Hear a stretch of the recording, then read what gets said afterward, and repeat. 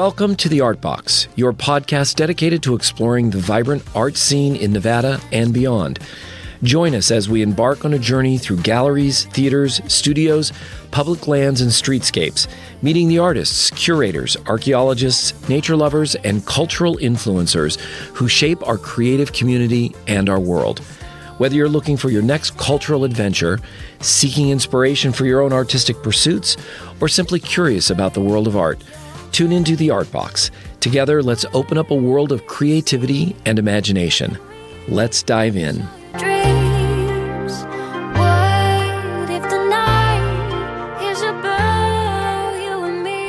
So lift your head up to the sky. So Dierdre, welcome to the Art Box. Thank you for driving all the way up here. So Dierdre, you want to tell us a little bit about yourself?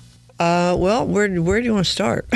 How far back do you want to go? You asked, so I said, let's go back. And you said, big question, how far back? What path do you mean? Artist, athlete, parent, musician, teacher, speaker, all of them. Okay, well. All the ones you want to tell us about. Well, languages, teaching has always been about languages. And languages started when I was teeny tiny, 2, 3.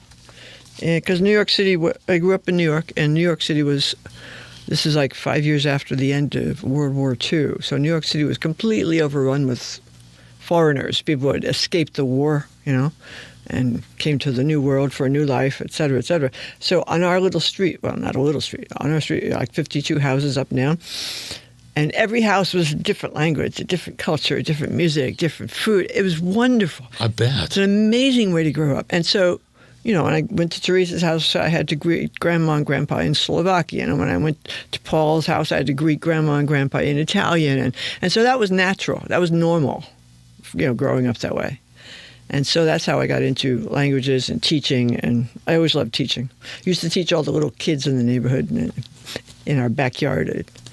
We'd have our little classroom, and I'd be the teacher. So I always loved teaching. How old were you when you were their teacher?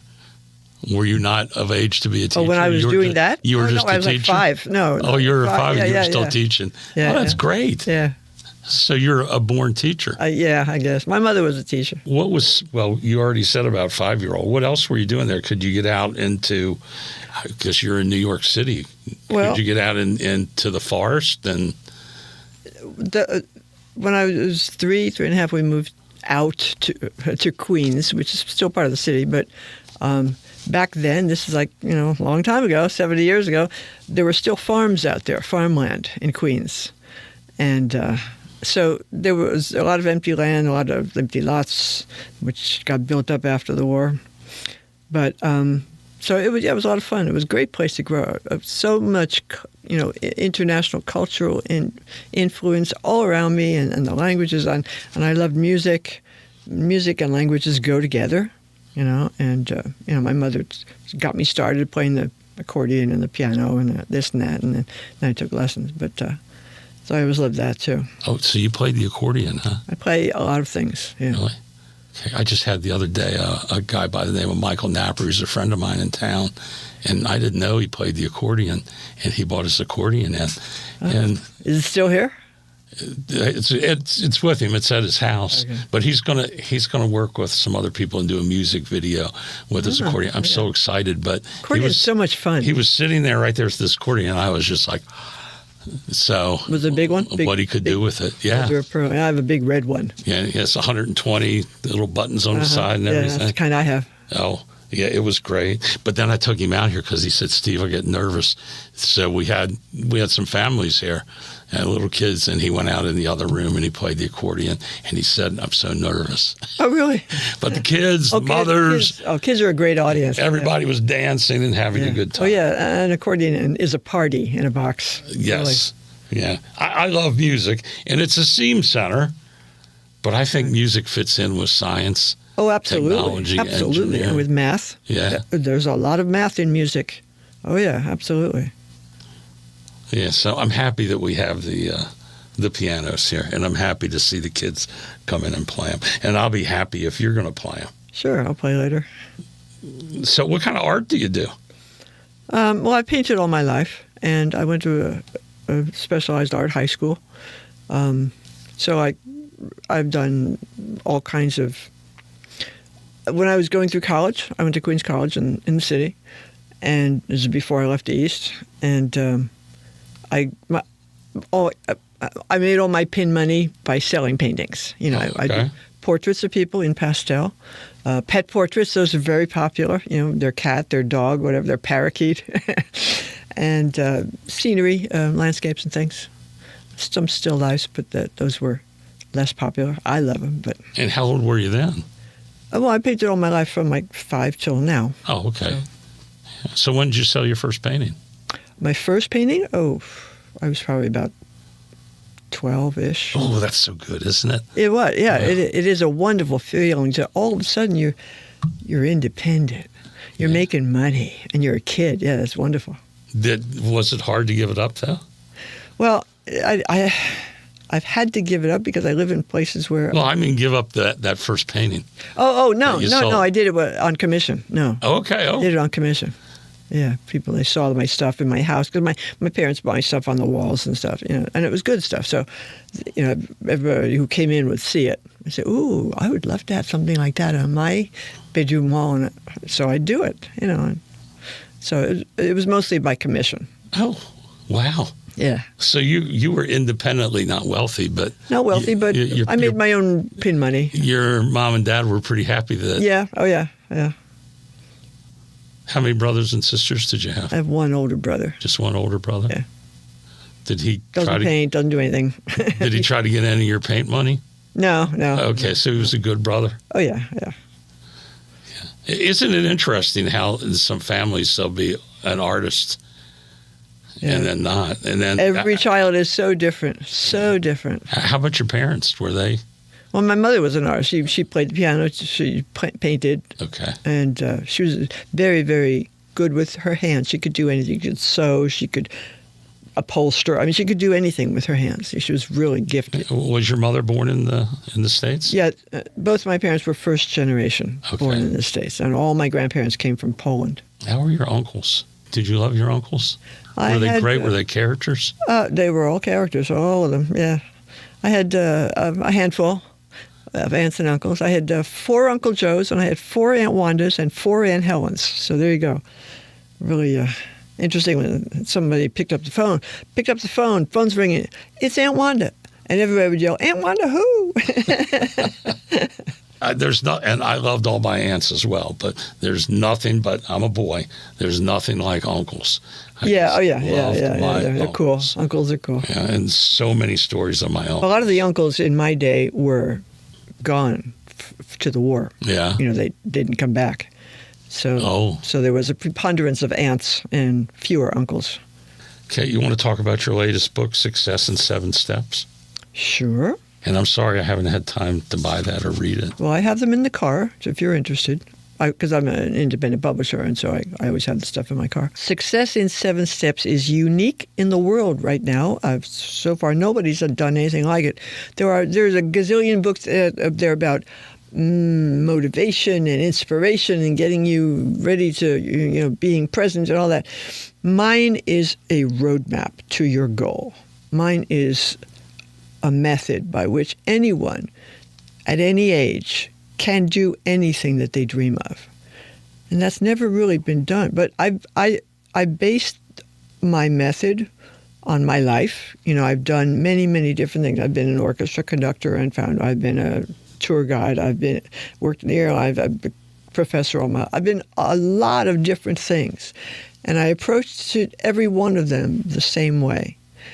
And I know that this works. I know that this method works. And what keeps most people I've found in my life, I'm in my 70s, I've been around the block and know a lot of people. And what seems to keep most people from their goal or realizing their dream, doing what, someday I'd love to fill in the blank. Everybody has one of those or 2 of those or 5 of those, whatever. We're not limited to one goal in our lifetime.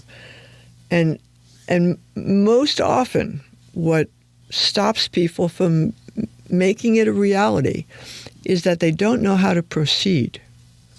They don't know what to do first, what to do next, and how. And that's what my book is. It's a roadmap to any goal, any kind of goal. It doesn't matter whether it's sports or you want to climb El Capitan like I did in my 60s, or you want to start an orchestra, or you want to open a store, whatever you want to do.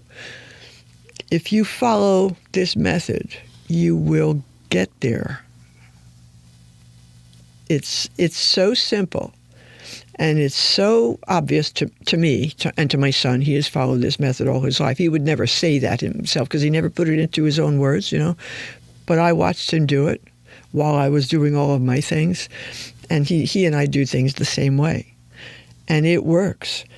And it's so exciting when you get to the point that the satisfaction is a really pale word, but the intense feeling of accomplishment you get when you reach a goal that you set out to get to. There's nothing like that in the world, and I've done that so many times and so many different kinds of goals. And so I want to share that with everybody because everybody should feel that at least once in their life, and that's what the book is about. So I would suggest then that you've felt that many times in your life. Many times. Because do you get tired of when you reach a goal? Tired? You get tired and then want to move on to something else or lose interest? Maybe tired isn't the right word. Yeah, tired's not. No, I never lose interest, but something else captures my interest, and then I turn a corner and move on to something else. Because like when we moved to West Sacramento, I'm from New York, big city. Everything in the world is in New York City. Whatever, even rodeos. I mean, whatever it is, it at least comes through New York City once or twice a year. So that's how I grew up. And then I moved west, where everything is kind of empty. I mean, that's not a good description of it, but it's the whole West is so vast. And if you want to, you want to see a rodeo, you have to go to this city. If you want to hear a piano concert, you have to go to this city. I wasn't used to that. I grew up in New York. I lived in California, Southern California, LA, everything's there. We lived in Japan for 4 years, very, very dense. Everything was there, within a short train ride. And then we moved to West Sacramento, where there was absolutely nothing. Sacramento's great. Sacramento's the capital of the biggest, the fourth biggest economy in the country, something like that. So Sacramento is great, but we were on the other side of the river. West Sacramento had not a single store, not a single movie theater, not a single anything. And I had I had a newborn and a 2-year-old at that point. That wasn't how I wanted to raise my kids, devoid of any culture, anything interesting, just houses. There was nothing there. And so all of my life, I had dreamed of someday conducting an orchestra, because I had seen all the greats play in New York City. I'd been to regularly went to concerts in Central Park, and I went to Carnegie Hall, and I went to, after they built it, I went to Lincoln Center. I predate Lincoln Center, and so that's what I was trained on. I have no on-paper qualifications to do that, but I knew how to do it because I had watched all these people, and I played lots of instruments at home, and music was a real serious part of my life. And I had studied these composers and these conductors all my life, studied as in sitting in their audience and watching how they did what they do, where they put their instruments, where they, how they conducted the rhythms. And so when we moved to West Sac, I recognized the opportunity. You say, did I ever get tired of goals? Well, no, but when the universe presents you with an opportunity, you have to say yes. And there I was. I knew how to do it. There was nothing there. There was no competition. I didn't need the credentials because they were excited about the idea as much as I was. I went to the Chamber of Commerce there, and they said, "Oh, yeah, this is a great idea. Can you do that?" Yeah, I can do that. And so I did that. I started my own orchestra, and I conducted it for almost just short of 5 years. Did you really? Yeah. That's great. We have a symphony orchestra here. Here in Mesquite? The Southern Nevada Symphony Orchestra. In Mesquite? Yes, here in Mesquite. Really? Yes. The first time my wife and I ever went, and this is back 10 years ago or so. I wanted to talk to some of the people as they came out. I was like, well, you guys got to drive back to Vegas. They're like, no, we all live here. They all live here. Really? Yeah. So I Who actually. conducts them? Do you know? Who conducts them? Susan Theroux. Furo? Yeah. Okay. I don't suspect you know Susan, but Susan, she conducted in Las Vegas. She conducted. She was the orchestra teacher at a small charter school. Okay.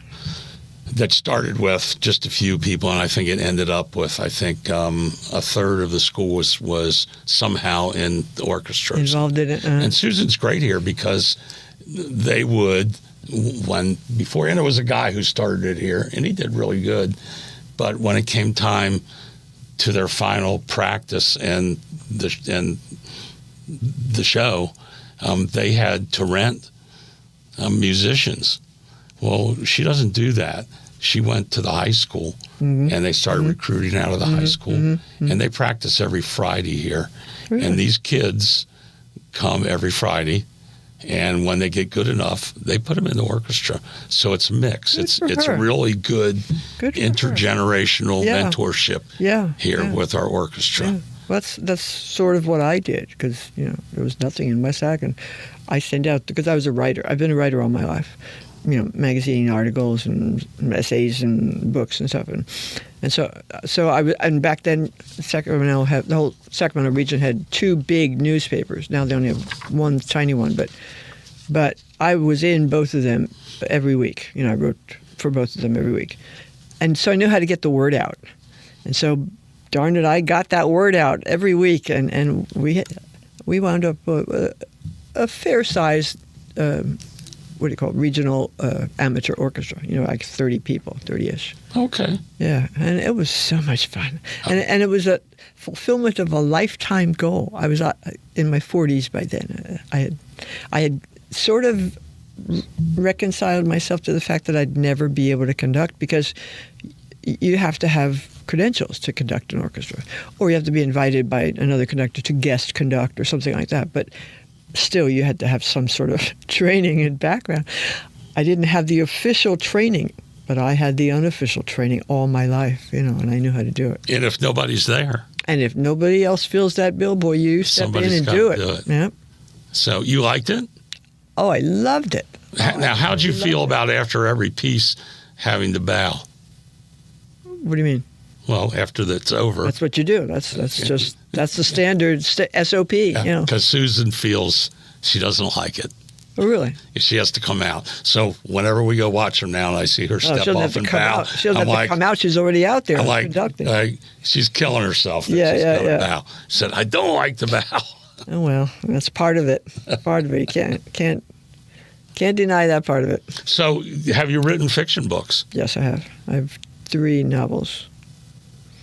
But this was a long time ago, and they didn't sell too much because I was doing too many different things. I was raising 2 kids. I was dealing with a failed marriage, and it was just a miserable time in my life.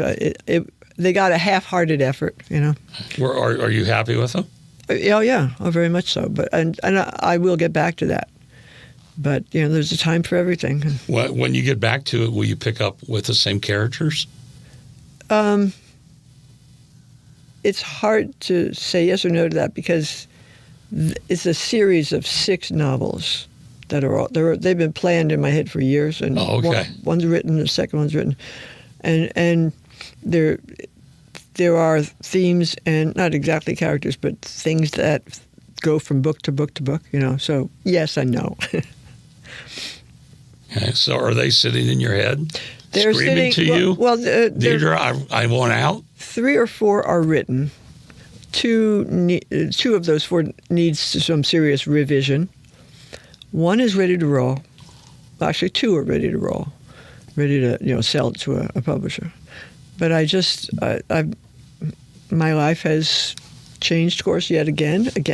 I've changed course. There have been many reiterations of my life, and in the most recent years, what I do mostly is speaking. I'm an international speaker. I've spoken in nine or 10 countries in 5 languages. In 5 languages. Yep, That's what I was going to ask. Yeah. Wow. Yeah, a lot of fun.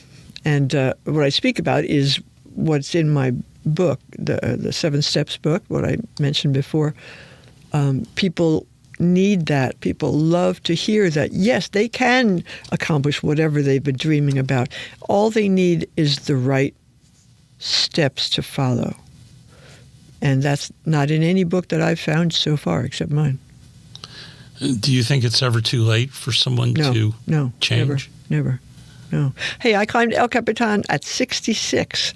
I started climbing ever at 60, almost 60. Yeah. So, no, it's definitely not too late. So you climbed El For anybody. Capitan like El Yep, Capitan. Yep, just like my son did. Well, he did it.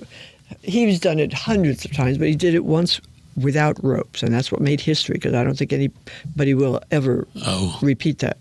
Have you seen Free Solo? No.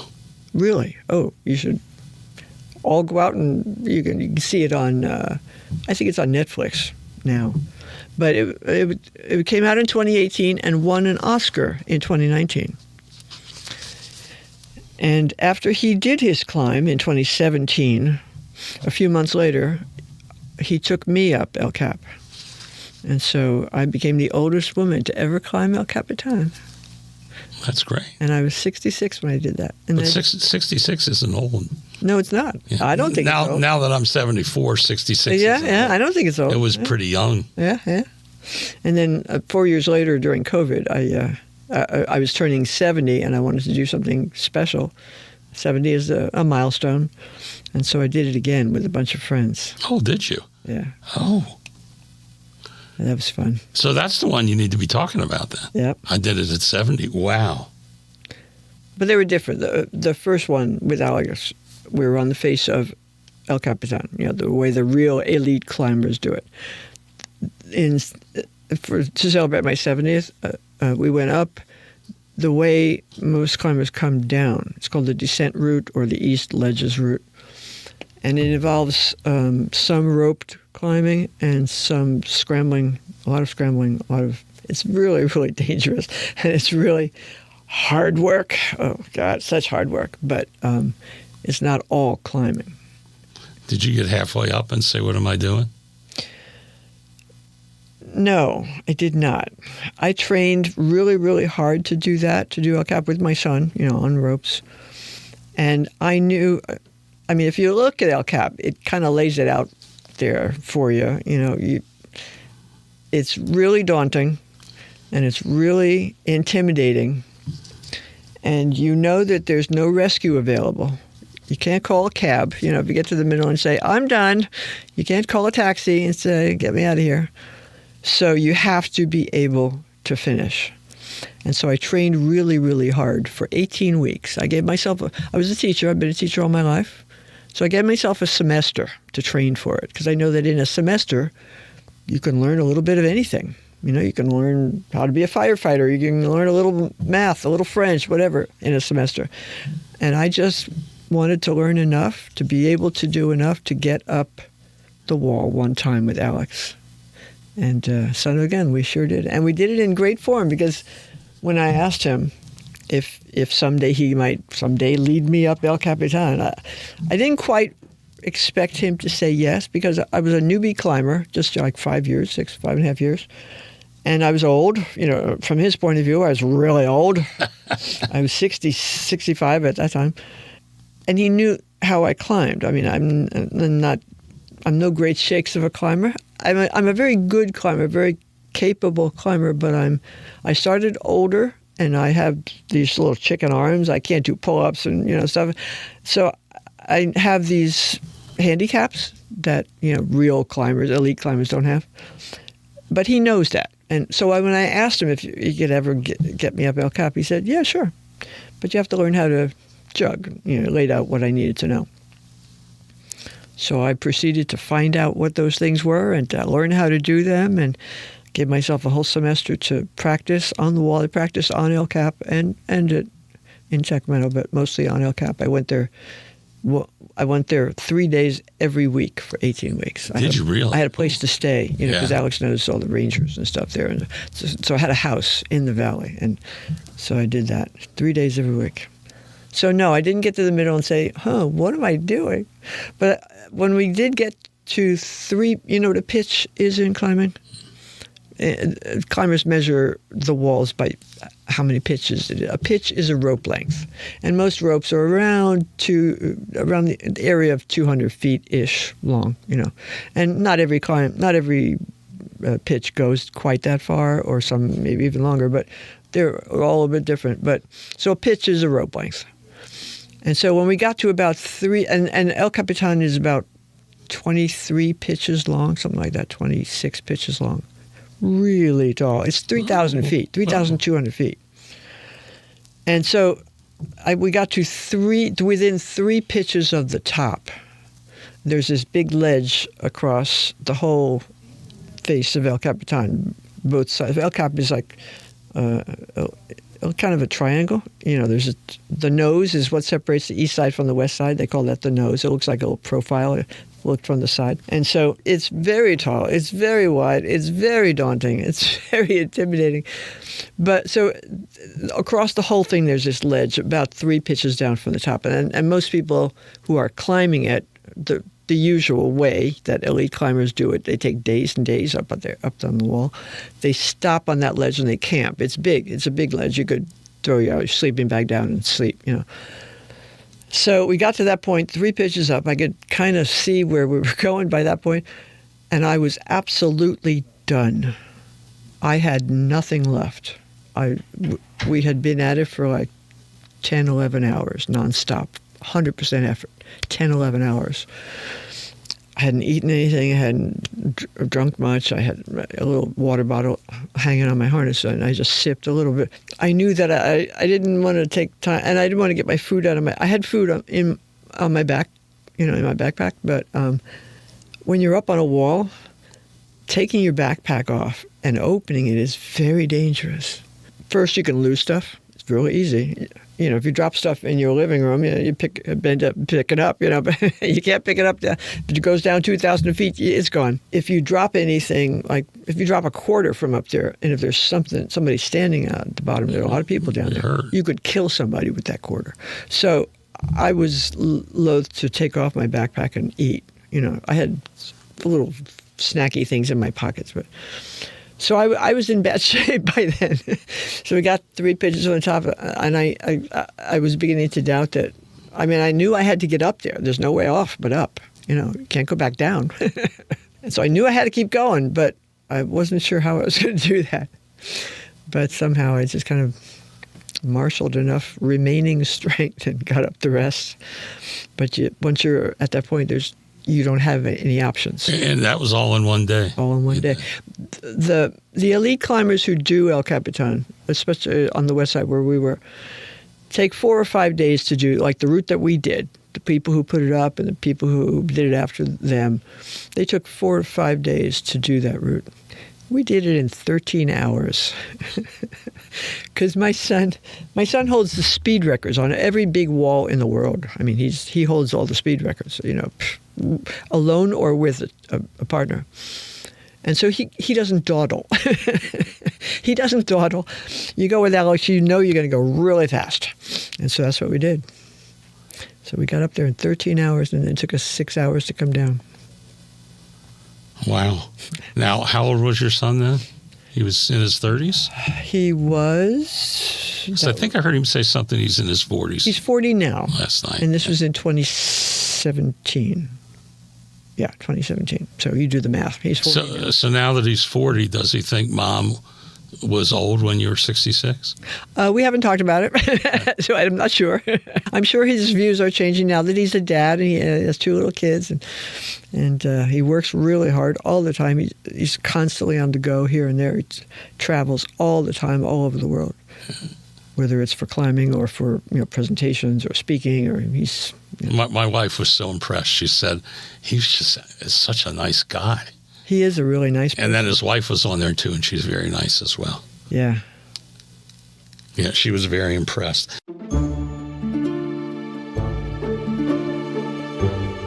Before we wander back into today's episode, a quick reminder that curiosity doesn't have to stop when the microphones turn off. I have published 13 children's books, including the Teddy's Adventures and Birdie Learns series. Fun learning journeys through science, archaeology, public lands, math, and the wonders hiding all around us. And for the grown-ups, my newest book, The Art of Noticing, is a reflective walk through dark desert skies, podcast conversations, Mojave back roads, a myriad of art mediums, and the tiny overlooked spaces that quietly shape our lives. Because sometimes learning begins with asking questions, and sometimes wisdom begins simply by slowing down enough to notice. My books are available now on Amazon. Thank you.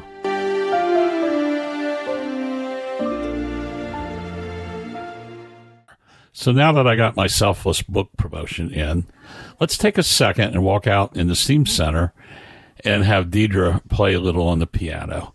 She's going to play. The Steam Center's busy. There's kids running around.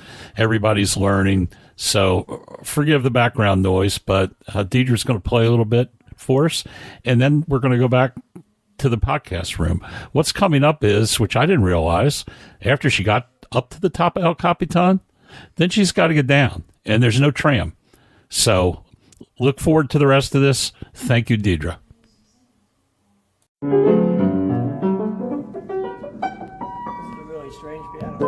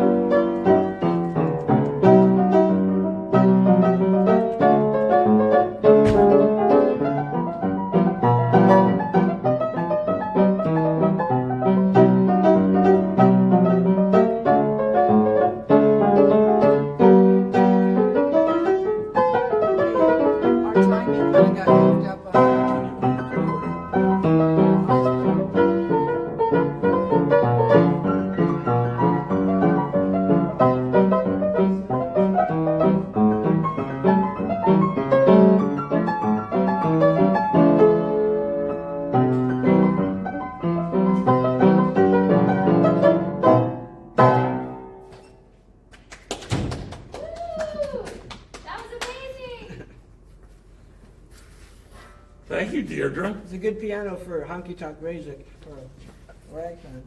So with the Steam Center here, one of the things I really want these kids to be, and I don't know that they all are, is curious.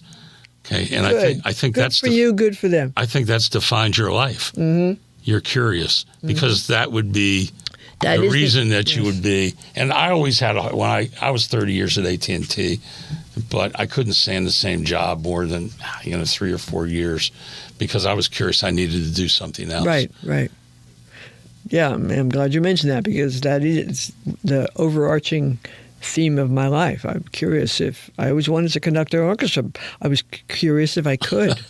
Can I do this? Do I know how? And I always wanted to do so many. I was curious about them, and that's what drives this quest to achieve. And I've discovered the method that will get you to achieve any dream, and I'm curious how far and wide I can share this with people too, because it's so gratifying. It is so intensely gratifying to set yourself a goal. Whether you want to open your own business or swim the channel or whatever it is that you want to do. I mean, have you seen the movie Naiad? Naiad. You know who Diana Naiad was? No? Diana Naiad was a professional swimmer, and all her life she dreamed of, kind of like me and my orchestra, all her life she dreamed of swimming from Cuba to Florida. Okay. It's like 77 miles, something like that, of open ocean. Outrageously difficult for so many different reasons. And, yeah, I'm sure there's a lot of and so that she always wanted to do that. dreams in that. And along the way, she won this award and that award, and she won the Olympics, and she won all these things. It was a wonderful career. But the one thing she dreamed of doing was that. And little by little, everybody abandoned her because they kept saying, "Oh, Diana, you're too old to do that now. You rest on your laurels. You've won all these awards. You won the Olympics. Be happy with that." But she wanted to do that. And she didn't do it until she was in her 70s, I think. Really? Yeah. Wow. And she did it. Even her personal trainer gave up on her. She left. And so when you have a dream like that, it is so immensely gratifying, like the orchestra was for me. It was so wonderful. Yeah, I think when you mention retiring or taking a pension from somewhere, I think at least when I was a kid, because I remember when my grandmother retired. Yeah, they didn't do anything else. That was it. They didn't do anything else. She went to fairs. Yeah. They entertained themselves until they died. Yeah. That's basically it.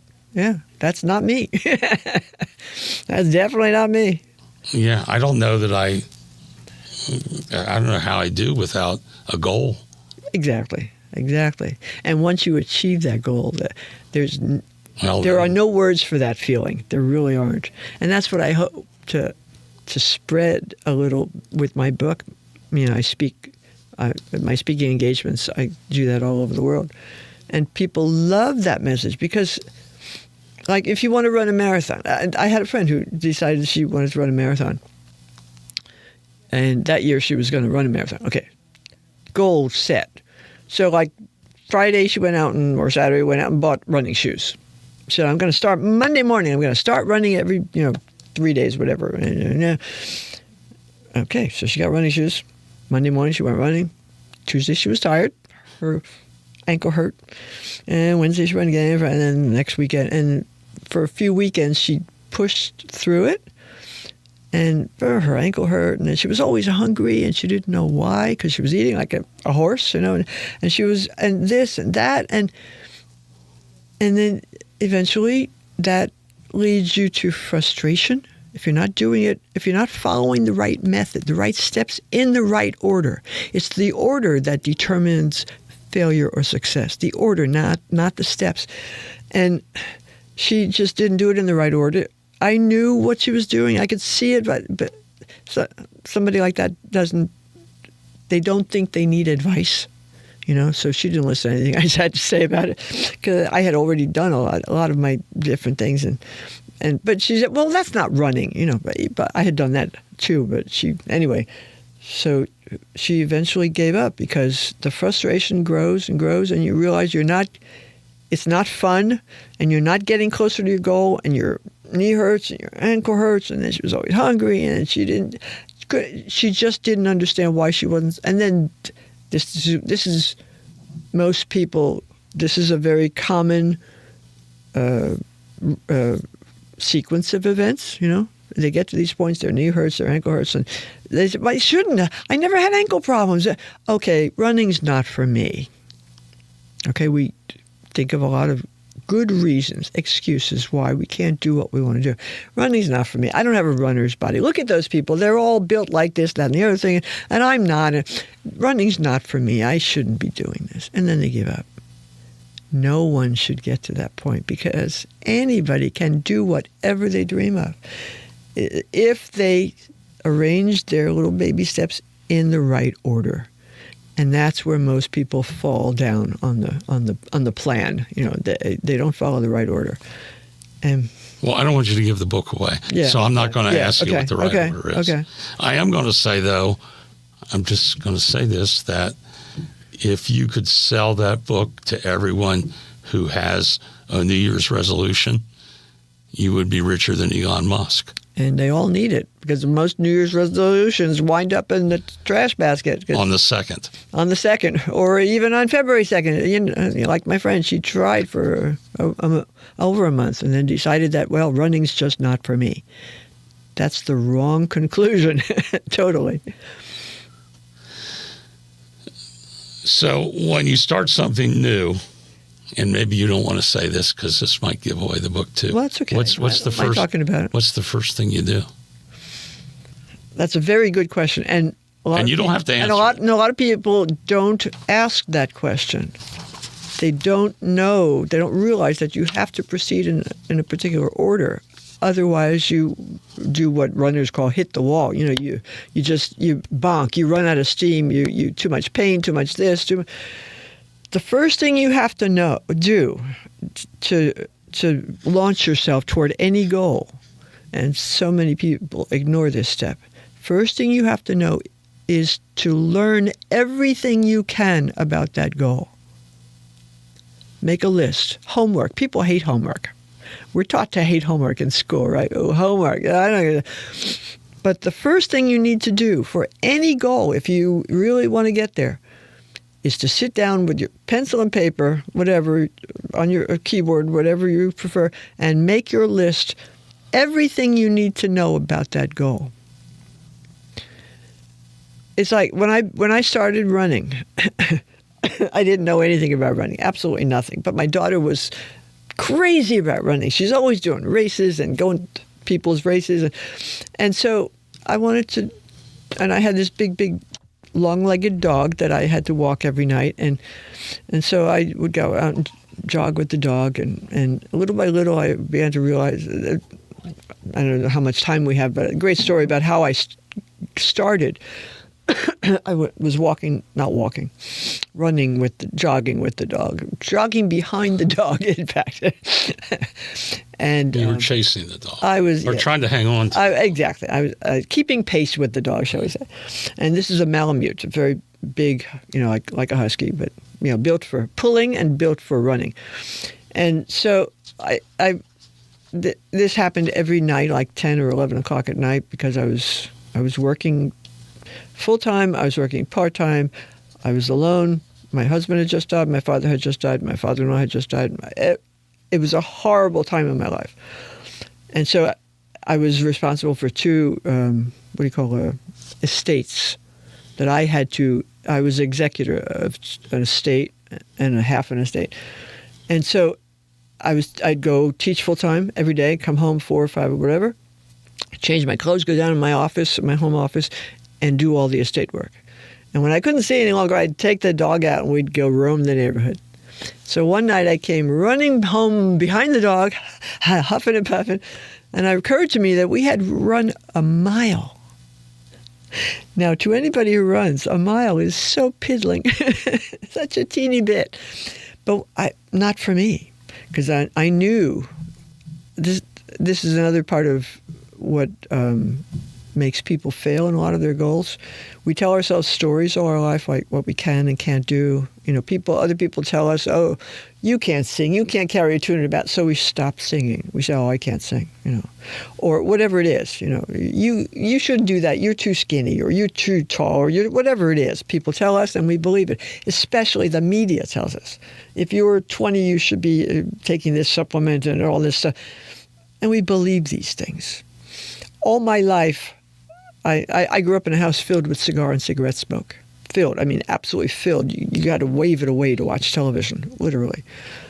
And so my lungs were pretty much shot, getting up out of a chair, and I would huff and puff. So I knew, in my heart of hearts, I knew I could never do anything that required deep, regular breathing, like running, swimming. I couldn't swim, anything like that. And then I ran home after the dog, and I got to the door, and I realized I had just run a mile. To me, this was Everest.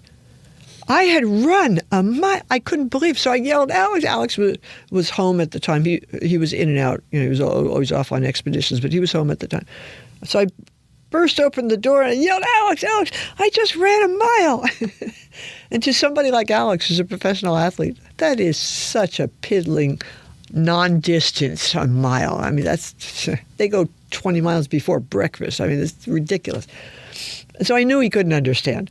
But I was so excited. So he came out munching his cookie and he said, well, cool, Mom. If you could do a mile, you could do a mile and a half. And he went back to his room. And I was completely undone. He had poo-pooed my little mile. But, or had he? Exactly. And I thought about what he said. If you can do a mile, you can do a mile and a quarter.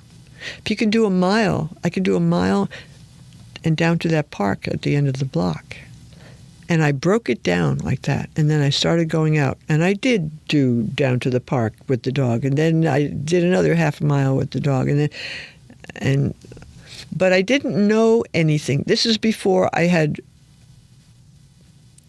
verbalized, internalized my method that I put in my book later, years later. And so I didn't know anything at this point about running. All I knew was that my daughter was crazy about it. And so I got running shoes, what I called running shoes, Kmart sneakers.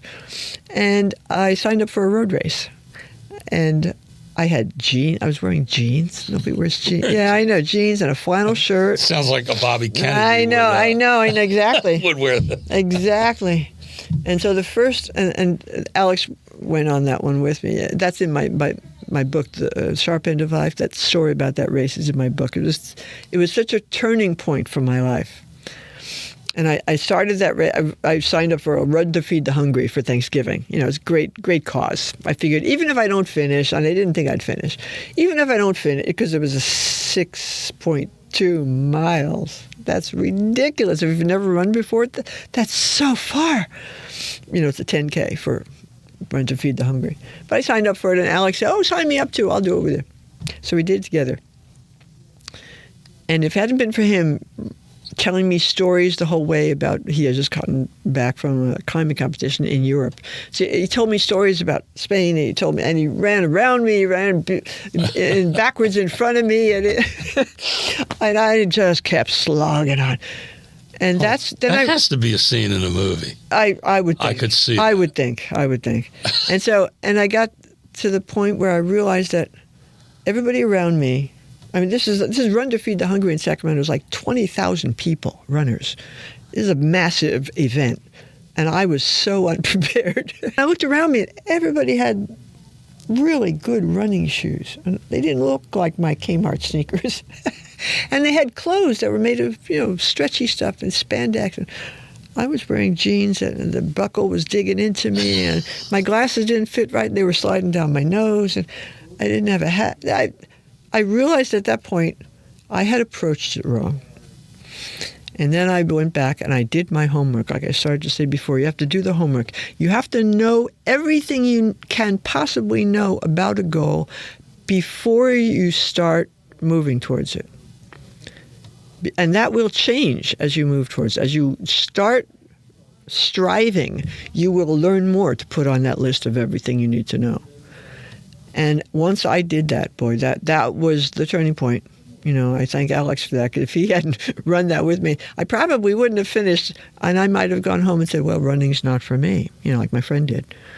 But that was so But you went home with a good experience. That was so not sore feet, but a good experience. Yeah, exactly. And then I did my homework, and I started following this method of mine that, yes, it had been a method all my life, but I hadn't realized, I hadn't thought about it, hadn't put it to words, But because I've been a writer all my life too, so once I sat down and started writing about it, I realized what I was doing, what I hadn't done, what I should have done, and I started doing that. And by the next year, I ran my first marathon. Oh, did you? Very comfortably, no pain, no, and then I went on to do 4 or 5 more marathons, and that's a whole lot more than 6.2. Oh, a lot more. It's 26.2 miles. It's a long. The Sacramento, the international. And you did that in a year. In 1 year. Oh, that's really good. In 1 year. Once you put this method into practice, and Alex has said this many times in interviews about his incredible feats. People would interview him after he did these crazy, outlandish things that he does, and he would shrug and he'd say, anybody could do this. And he's right. He's right. And if I could go from that with my piddling lungs that were suffering from, all that smoke all those years, and if I could train myself to do a marathon in 1 year without pain and without, much struggle, anybody can do anything. And I have the method. And I want to get that out there, because everybody needs to feel like this at least once in their life. Yeah. Well, I'm going to go get that book. But, you're talking about this reminded me, and this has nothing to do with what you're talking about, but you just reminded me of it. When we started this podcast, Rochelle and I, there was a friend, and they live in this town, and they said, you guys will never get past 5 episodes. Ha! How many are you at now? 400 or something? 437. There you go. Last night. So you know who you are who said that. Yep. So the word I guess I have for you, what you did, besides you used your brain, yes, obviously, yes. But you're tenacious. Yes. So do you think you're born with that tenaciousness? Is that a word? Tenacity. Tenacity? Do you think you're born with that? Or some people are born with it, yes, and it is learnable. You can develop it, So you can't use that as an excuse. I'm not tenacious enough. I should go home. No, like my friend, the non-runner. No, it's not that it's not for you. It's not that you're not tenacious enough, or not that you're not whatever enough. You can learn whatever you need to learn if you really want that goal. And that's the first prerequisite for any goal. You have to really, really want it. If you don't, you're going to give up. You're going to get frustrated. You're going to get tired. You won't understand why it's so hard, and you'll say, "Well, that's just not for me." You didn't want it enough. You have to really, really want it. My son, had just done his climb of El Cap, and I really wanted to know what it was like up there. I wanted to know how they kept themselves safe up there. I wanted to know what it felt like to be like 2,000 feet up on the wall and look down at the valley. Can you hear people from up there? Turns out you can. I didn't know that. All kinds of things I wanted to know. So I really, really wanted that experience. And there's only one way to get it. You got to work hard. And you got it. I bet he was very proud of his mom. I hope so. We don't talk about. He's not a big talker, and he's always on the move, on the go. So I see him once in a while. We go do something. We're going to do a birthday climb this year. When I started climbing, my birthday's in September, and September is the prime season in Yosemite, and so Alex was always there. And it's 3 hours from Sacramento, where I lived, where we both lived. So he always gave me a birthday climb for my birthday. And so we're going to do that again this year. We haven't done that for many years now because our lives have taken, many turns. We've been all over the world and doing this and that. And, I was retiring, and then I was doing this, doing that. Anyway. So we're going to, this September, or it may have to be in October because he'll be speaking somewhere in Europe in September, and so will I. But so we're this September or October, we're going to celebrate my birthday on a wall in Red Rock. Well, that's great. It's better than great. That's just... It is. Yes. It's way better. I was going to say than fabulous, but I say fabulous too much. Somewhere in here I have other words to use for fabulous. I have synonyms, but I can never remember where it's at.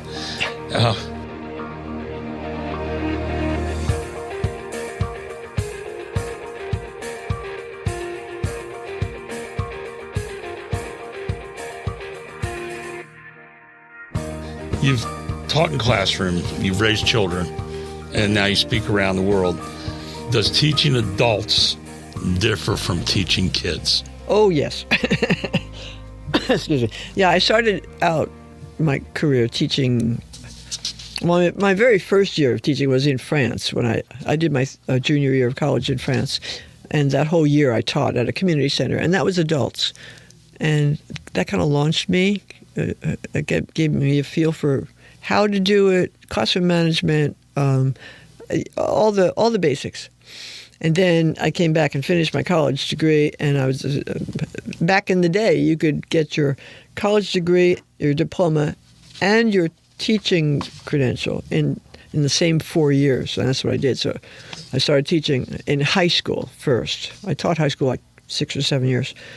And then I moved on to teaching adults. And by adults, I mean college, community college, and adult schools, both. University, community college, and adult. And I like the more reasonable students, the older, the ones you can reason with. And I love teaching kids, I do. But it's nowadays it's a very different world than when I was teaching kids, and I'm sort of glad I'm not part of that anymore. I don't want to deal with the technology. I don't want to deal with the drugs and the problems that so many. It's a different world. And I retired in 2015, and I'm glad I did. I moved on to doing all this other stuff. A lot of problems nowadays that we didn't have back in the day, back in 40 years ago, it just didn't exist. And we didn't have to compete with screens all the time. I always hated that. Even using, like television videos in classrooms, I did a little bit of that, but I preferred the human interaction, person to person. And for teaching language, that's so essential.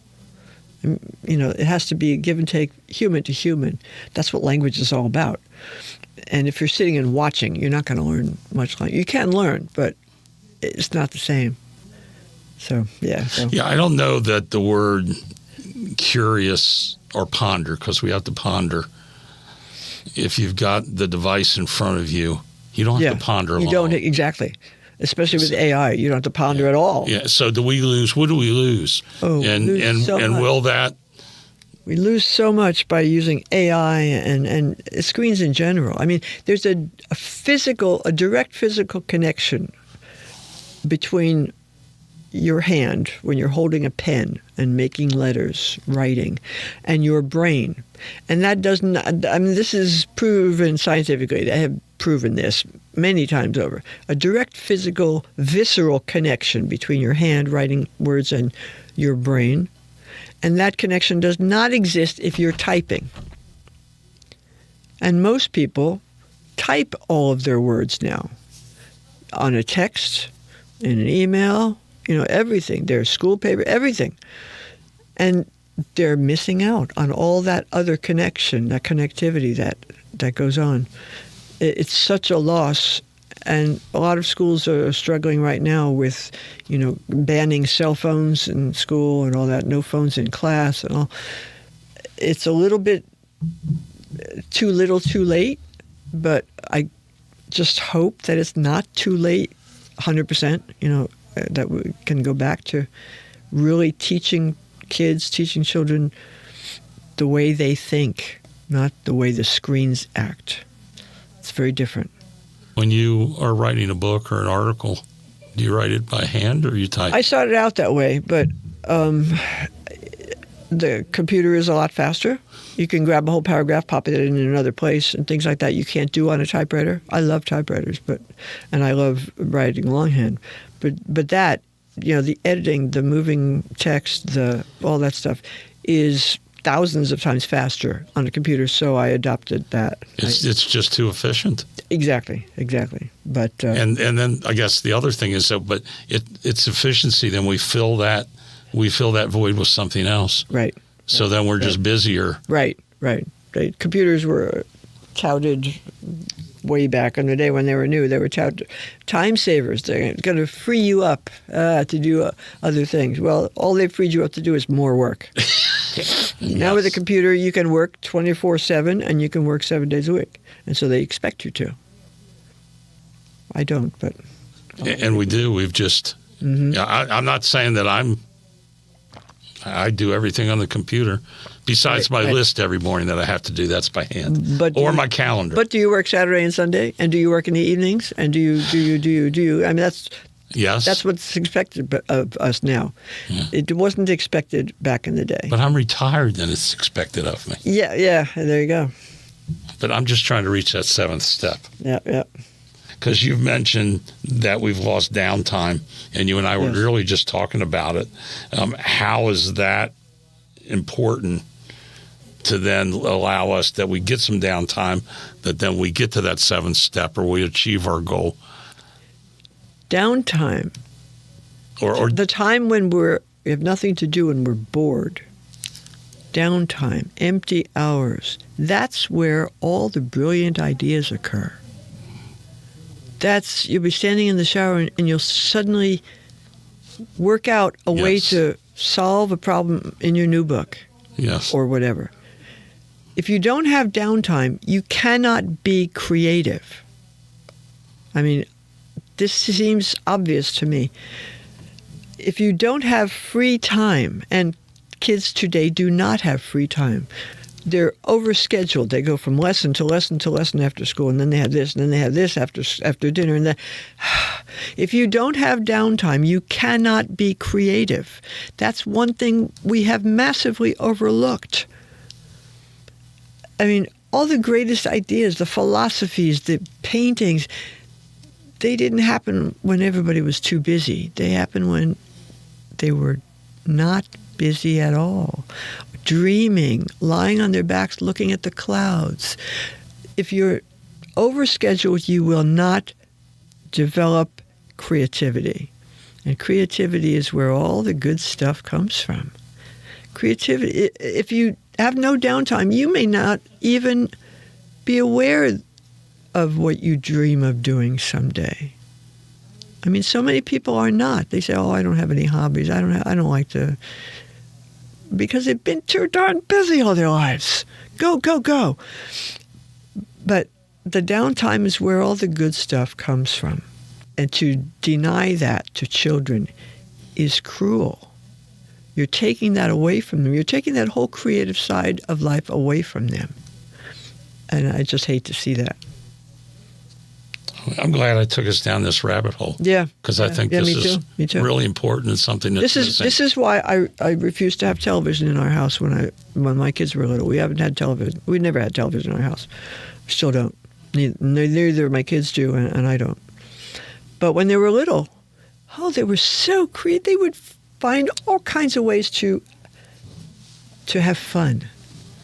You know, to amuse themselves. And it's not just amusing, though. They would learn stuff. They'd go out, find out how to dig a hole and then fill it with this, and then dig another one. What, can you make the water go that way? Can you make the water go uphill? And they would figure out these things. And my daughter, she became a writer that way because she would sit watching the clouds and she would write in her journal.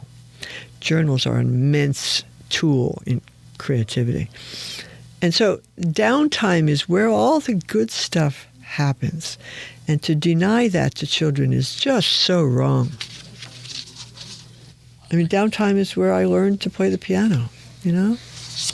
If I hadn't had all those hours, if my parents had scheduled me for lessons of this and that, sure, I would have enjoyed the lessons maybe, but I would not be a pianist. You know, I would not be a conductor, certainly, because that stemmed from the piano. So yeah, I can't stress that enough. Downtime is so important. I think this may be one of the most meaningful 3 or 4 minutes I've had in a podcast yet. Really? We're talking about downtime, yeah. Well, let's pursue it. So I've peppered you with questions. I've got a million more, which we probably won't get to, but what else did you want to say that I haven't? Oh, I've got stories and stories and stories, but if you read The Sharp End of Life, you'll get a feel for some of those stories. They lead into other stories, which lead into other stories. And you can find inspiration for stories and for learning stuff anywhere in life. You never know. And it's that downtime that fosters that. Yeah. Yeah, because I can think of where I thought best. You say the shower. Yeah. There's a lot of ideas that come in the shower. Yeah. There's a lot of ideas that used to come walking. Yes, walking is an excellent pastime, if you will. It frees your mind. And while your body is active like that, your mind can go, so many places. Before cell phones were smart, in the middle of a walk, I would take out my cell phone, because I still had a cell phone, and I would call my work voicemail and leave a message of my idea. So Oh, really? that's how I would do notes. Uh-huh. So in your creative journey, have you ever experienced a moment of awe that so many. influenced your work? So many? Oh, so many. Because I think I've had at max 5 in my life. Really? And I've heard other people say, I have a moment of awe every day. so many. Oh, goodness. You want to talk about one? Well, it started with music, when I was really little. Oh, yeah, the sounds. I'll never forget when they brought our piano. My parents bought a piano when I was 5. And as the men there were like 12 big cement steps up to our front door. When they were laboring hard to get that up the steps, I was already reaching up and touching the keys and making sounds. And awe. And at the sounds, at the possibility of different sounds, at the way the different sounds go together. When I started playing, I was in awe all the time. It's crazy. And when I'd see the conductors, like when I go to Central Park, free concerts all summer, it was amazing. With Bernstein and Copeland, I saw all the greats out there, and moments of awe all the time. And going to Yosemite, talk about awe. Have you been there? Mm-hmm. Okay. I haven't climbed El Capitan, but I've been there. Yeah, going to Yosemite, it's like walking into another source of awe. The first time I did my junior year of college in France, and I had never really lived anywhere but New York City. I traveled a little in the Northeast, but so that was my experience of the world. I lived in France, and I lived in Reims, R-E-I-M-S, Mm-hmm. and it's a town of thousands of years old, and so rich in history. And when you open the doors to those ancient cathedrals, first thing, you can smell the age. It's in the wood, it's in the stones. You can smell it, and then you can feel it when you go in. That's what Yosemite is like. When you turn that last corner and it's all in front of you, and you drive down that road, it's like a granite cathedral. It's royalty. It's like an ancient granite cathedral. Talk about wow. All the time, and that's what drives a lot of my striving, to different goals. I wanted to see what it was like on the top of that cathedral, that granite cathedral. I wanted to see what it smelled like, what it felt like, what I saw from up there, how it. Was it everything you thought it was? Oh, yes. Oh, and then some. I couldn't. You can't imagine what that's like. That first time, if we go back a little bit, you were so tired, but you made it up to the top. What was your feeling when you made it to the top? I was so ecstatic. You can't imagine. But at the same time, I was totally exhausted, wiped out. It was pitch dark.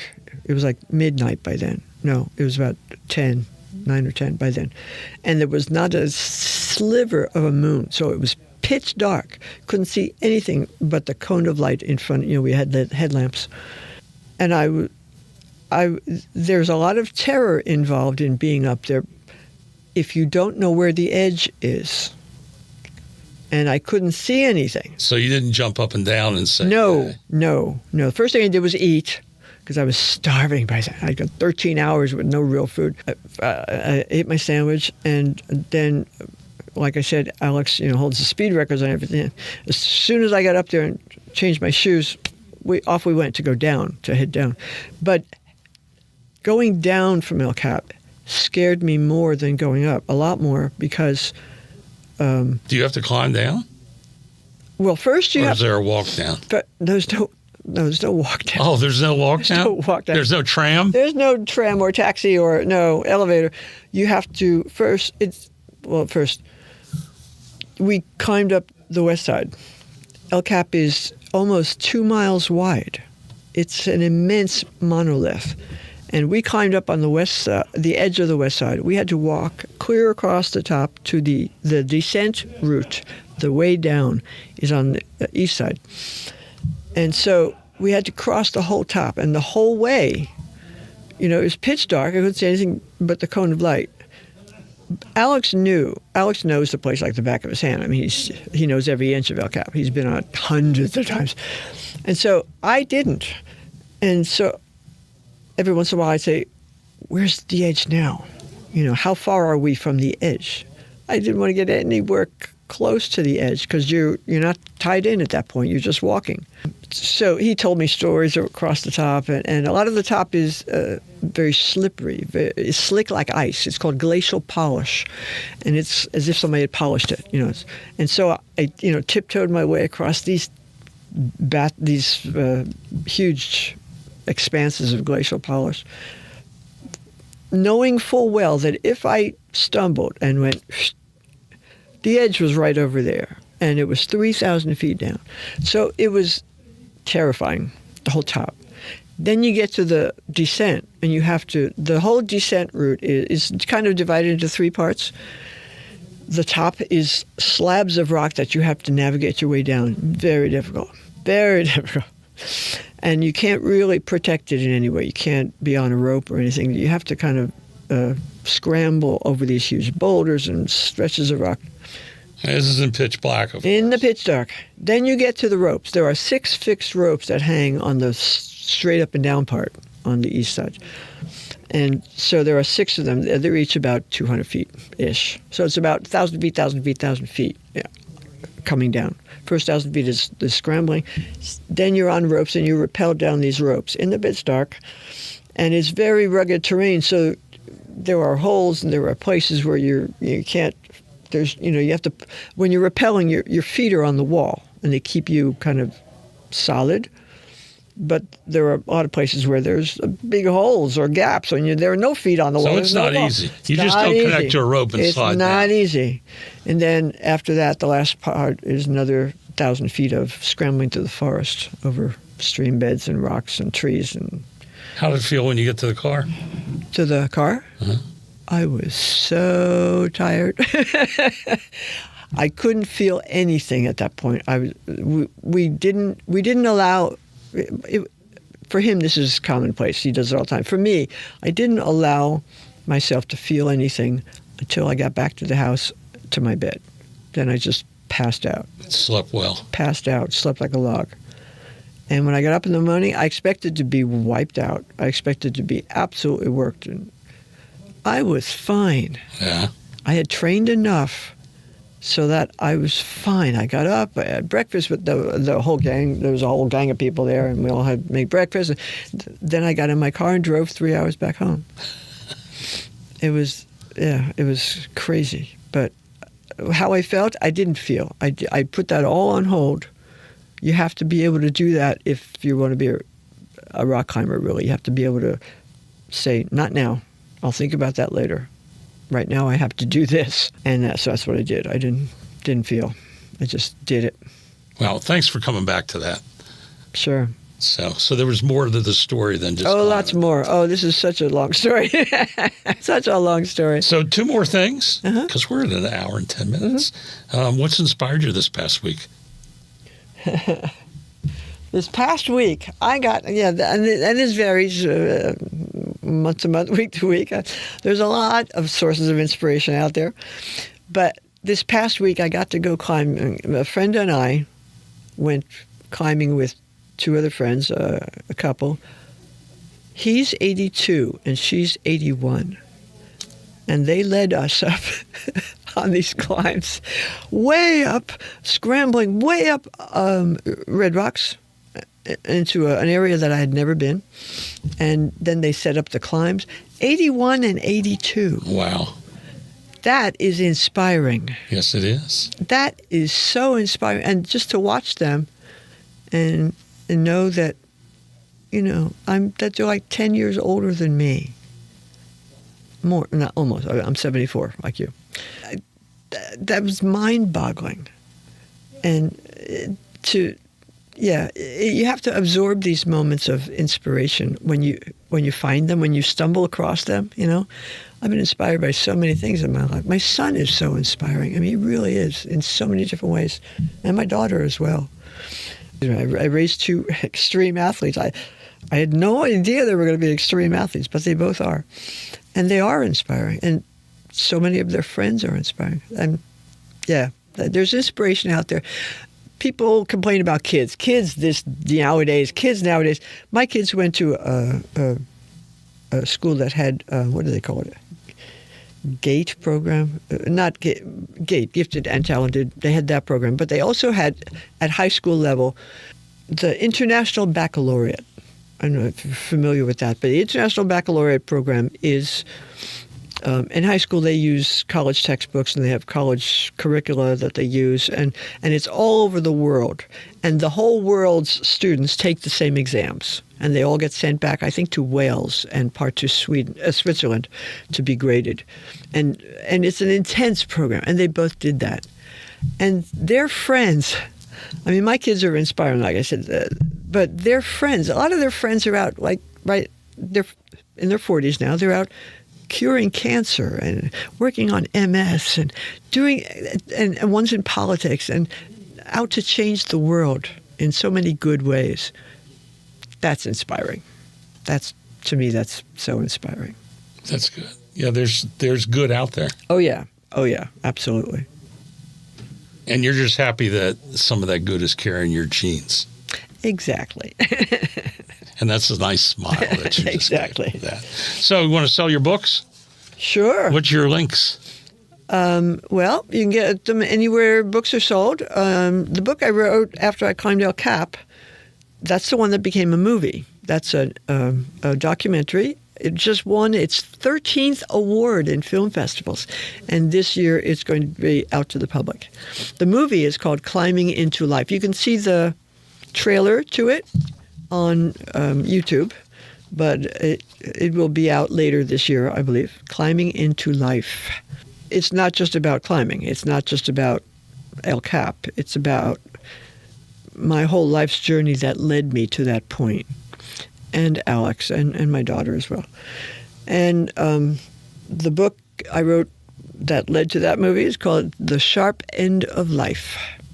Sharp end is a climbing term, but again, excuse me, again, it's not about climbing. It's about how life led me to that point.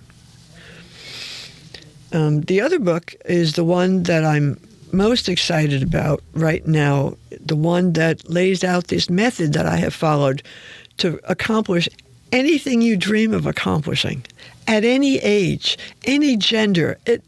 People say, oh, I couldn't do XYZ, I'm a girl. Oh, that's so stupid. That's just nonsense. We pick up these negative messages from social media. If you scroll social media, okay, if you're 50, you should not be wearing these clothes. If you're 60, you should be taking these supplements. If you're 70, you should be taking these drugs for this and that. That's nonsense. You have to realize that social media, all those companies are only out for one thing. They are not worried about you. They are not concerned about your health. They want to make money. That's all it comes down to. Turn that off. Just turn that off and listen to your own body. Listen to your own mind. Start writing in a journal and figure out who you are and what you want in life. And this book can simplify the method for you so that whatever you decide that you want to do in life, whatever dream haunts you when you're in your quiet moments or going to sleep at night, what do you dream about doing? This book can get you there. And it's called Success in 7 Steps. It's a very short, simple book. It's not an inspirational book. It's not a motivational book. If you have a dream, you already are motivated. If you want to learn the violin or whatever it is, you already are motivated. You don't need that. You need the step-by-step program or method, whatever you want to call that. The roadmap, I call it. It's a roadmap. If you want to go on a trip, you have to know first where you want to go. Then you have to figure out how to get there. Well, your goal is where you want to go. It's your destination. And this book is your roadmap. It's very simple. And where can that be found at? Anywhere. Amazon, of course. Amazon, Amazon, Barnes & Noble, anywhere you buy books. It's Success in 7 Steps. Short and simple. Okay. Dierdre, this was fantastic. It's been fun. I really appreciate it. I don't know how I got to be lucky to meet you. I don't even remember how now. I don't think it was your son. I'll look through my notes. No, it wasn't him. No. It was something to do with the library, and I've spoken at the library. Oh, okay. So, yeah, in Vegas. Okay. Well, Dierdre, but I'm glad I made it here. Yes, thank you.